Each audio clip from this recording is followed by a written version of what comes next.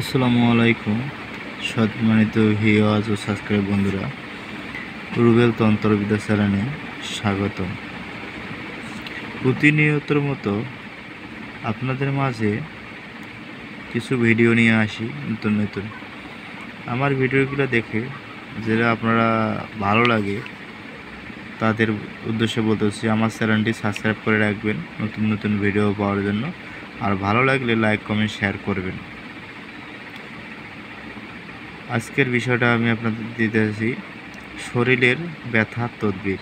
যদি কারো শরীরে ব্যথা হয় তবে একখানা সাদা প্লেট বিসমিল্লাহ সহ সূরা ফাতিহা লিখবেন।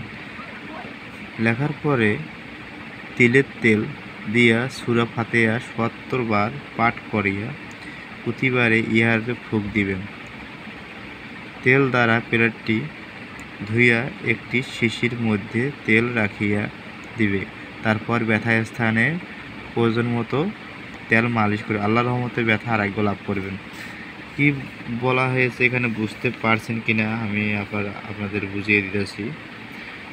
যদি কারো শরীরে ব্যথা হয়ে থাকে, ব্যথা কোনো মতনও যাইতেছে না, একটি প্লেট নেবেন, চীনামাটির প্লেট, যেটা প্লেট, ওই প্লেটের মধ্যে আপনারা সূরা ফাতিহা লিখবেন, আরবি দিয়ে লিখবেন, জাফরান কালি দিয়ে লিখবেন। লিখে কি করবেন, তিলের তেল ওই প্লেটের মধ্যে ঢেলে দেবেন। দিয়ে তেল দ্বারা হাত দিয়ে সুন্দর করে লেখাগুলা আপনাকে ধুয়ে নেবেন। তেল দিয়ে নেওয়ার পরে সুন্দর করে হাত দিয়ে মুইছা একটি শিশির মধ্যে তেলটা রেখে দিবেন। ওই তেলের লগে আরও সরিষার তেল আপনি মিশাতে পারবেন বা তিলের তেল মিশাতে পারবেন।